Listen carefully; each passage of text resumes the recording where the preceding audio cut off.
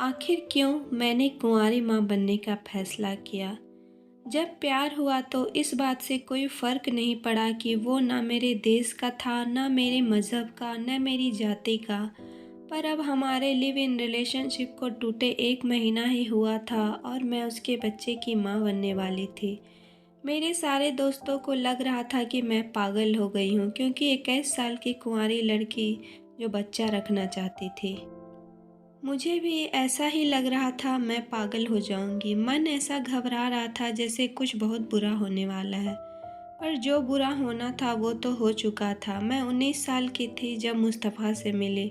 उत्तर पूर्व के अपने छोटे से शहर को छोड़कर मैंने देश के दूसरे सिरे में एक बड़े शहर में कॉल सेंटर में नौकरी करनी शुरू की थी। मुस्तफ़ा अफ्रीकी मूल का था। वो टॉल, डार्क एंड हैंडसम वाली कैटेगरी में फिट बैठता था। उसमें स्वैग था। मेरा जवान दिल उसकी तरफ खींचा चला गया। 1 डेढ़ साल की दोस्ती और उसके बाद हमने साथ रहना शुरू कर दिया। मैं क्रिश्चियन हूँ और वो मुसलमान। हमें एक दूसरे से प्यार भी था, लेकिन शादी की बात सोचने की हिम्मत दोनों में ही नहीं थी। हम सपनों की उस दुनिया में जी रहे थे जहाँ आगे की ज़िंदगी के बारे में कुछ भी सोचना बेनामी सा लगता है। उसके बहुत से दोस्त थे जो हमेशा हमारे घर आया करते थे। मैं भी उनसे खुलकर हंसती बोलती थी। पता नहीं क्यों मुस्तफ़ा के मन में शक घर करने लगा। उसे लगता था कि मेरा उसके दोस्तों के साथ अफेयर है और इस बात को लेकर हमारी लड़ाइयाँ शुरू हो गई। धीरे धीरे ये इतनी कड़वी हो गई कि हमारे दिन एक दूसरे पर चीखते चिल्लाते बीतने लगे। आखिर हमने ब्रेकअप कर लिया और मैं बहुत दुखी रहने लगी। घंटों रोती रहती और इसका असर मेरे काम पर भी पड़ने लगा। मेरी नौकरी छूट गई। मैंने तय किया कि वापस घर जाऊंगी। मैंने इस छोटे से अपार्टमेंट और उसके साथ जुड़े अनुभवों से दूर जाना चाहती थी, लेकिन मेरी सारी प्लानिंग फेल हो गई। जब उस महीने मेरे पीरियड्स नहीं आए, पास की एक दुकान से प्रेगनेंसी टेस्टिंग किट लेकर आई तो मेरा डर सही साबित हुआ। रिजल्ट पॉजिटिव था।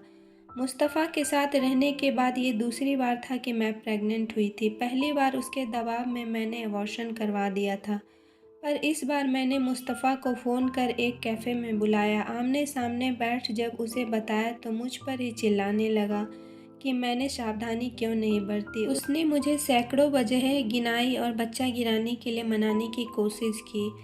ये तक कह डाला कि वो यकीन कैसे कर ले कि बच्चा उसी का है, लेकिन मैंने जिद पकड़ ली थी। जब पहला बच्चा गिराया था तो लगा था कि जैसे मैंने किसी का खून किया है और दोबारा अपने ही बच्चों का खून करने की हिम्मत मुझ में नहीं थी। ऐसा नहीं है कि मुझे डर नहीं लग रहा था, मेरे तो आंसू रुक नहीं रहे थे। मैं शादीशुदा नहीं थी और ना ही मेरे पास कोई अच्छी नौकरी थी। बच्चे का तो बाप उसे अपना मानने को तैयार तक नहीं था, लेकिन साथ ही ऐसा भी लग रहा था कि भगवान शायद मुझे मौका दे रहा है एक नई जिंदगी शुरू करने का। अब तक मैं एक लापरवाह युवा की जिंदगी जी रही थी। सबको शक था कि मैं एक बच्चे को नहीं पाल पाऊंगी। मुझे भी मालूम था कि मेरा रास्ता आसान नहीं है, पर अब मेरे पास जिम्मेदार होने की एक वजह थी। मेरे अजन्मे बच्चे का प्यार मुझे उसे इस दुनिया में लाने को कह रहा था। मैंने डरते डरते अपने परिवार को इस बारे में बताया। उन्हें मुस्तफ़ा के बारे में पहले से पता था, लेकिन मेरी प्रेगनेंसी की बात सुनकर वो बहुत गुस्सा हुए। वो इस बात से उतने नाराज़ नहीं थे कि मैं शादी से पहले माँ बनने जा रही हूँ, बल्कि इससे कि वो बच्चा एक काले विदेशी और उनकी जाति के बाहर के लड़के का था। मैंने उन्हें भरोसा दिलाया कि मैं सब कुछ खुद संभाल लूँगी। उन्होंने भी दोबारा मदद के लिए नहीं पूछा। इस मुश्किल वक्त में मेरी एक दोस्त ने बहुत मदद की। उसी की स्कूटी चलाकर मैं मेडिकल चेकअप के लिए डॉक्टर के पास जाया करती थी। अपना खर्च चलाने के लिए मैंने एक दुकान में सेल्स गर्ल का काम करना शुरू किया। इस बीच मुस्तफ़ा ने मुझे मनाने की कोशिश जारी रखी, पर मेरा फैसला पक्का था। डिलीवरी वाले दिन मेरे दोस्त मुझे स्कूटी पर बैठाकर हॉस्पिटल ले गई। 1 घंटे बाद सिजेरियन ऑपरेशन से मेरे बच्चे का जन्म हुआ। जब मुझे होश आया तो बच्चा मेरी दोस्त के गोद में था और डॉक्टर मेरे पास खड़ी मुस्कुरा रही थी। मैं बहुत खुश थी। लग रहा था सब ठीक होने वाला है। शाम को मुस्तफ़ा भी हॉस्पिटल आया। उसने बच्चे को गोद में उठाया और अपने दोस्तों को फ़ोन करके बताया कि वो एक बेटे का पिता बन चुका है।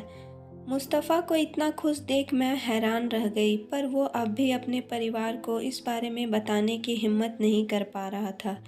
उसने दोबारा रिश्ता शुरू करने की बात कही। वो बच्चे को मुस्लिम नाम भी देना चाहता था, लेकिन मैंने इनकार कर दिया और अपने बच्चे को क्रिश्चियन नाम दिया। मैं मुस्तफ़ा पर भरोसा नहीं कर पा रही थी। कुछ दिनों बाद मेरी माँ और कज़िन भी मेरे पास आ गए। अब मैं अकेली नहीं थी। अगले साल मुस्तफ़ा भारत से अपने देश लौट आया और फिर मेरी ज़िंदगी में कभी वापस नहीं आया। अब मैं 29 साल की हूँ और मेरा बेटा 6 साल का होने जा रहा है। ये वक्त बहुत मुश्किल था, पर उसे बड़ा करते करते मैं और निडर हो गई। मैं लोगों को बेझिझक बताती हूँ कि मेरी शादी नहीं हुई है और मेरा एक बेटा है। उससे भी कहती हूँ कि अगर कोई उसके पापा का नाम पूछे तो वो मुस्तफ़ा बताए। मुझे अपने फ़ैसले पर कोई पछतावा नहीं है। मैं खुश हूँ। मेरा बेटा अब मेरी माँ के घर में रहता है, क्योंकि मैं यहाँ अपना कैरियर बना रही हूँ। अब पार्टियों और इवेंट्स में गाना गाती हूँ। पैसे जमा कर बेटे का भविष्य सुरक्षित बनाने की कोशिश कर रही हूँ। वो बहुत ही प्यारा बच्चा है। मुस्तफ़ा के साथ मेरा रिश्ता हमेशा के लिए ख़त्म हो गया, लेकिन ये हमेशा ख़ास रहेगा। इस रिश्ते से मैंने जीना सीखा है। मैं सब कुछ भुलाकर आगे बढ़ने की कोशिश कर रही हूँ। मैं दोबारा प्यार करना चाहती हूँ, शादी भी, लेकिन जल्दबाजी नहीं है। किस्मत में होगा तो हो ही जाएगा। तो दोस्तों, मेरी यह स्टोरी कैसी लगी? अगर पसंद आई हो तो प्लीज़ लाइक और शेयर ज़रूर करें। तो मिलूँगी नेक्स्ट स्टोरी के साथ।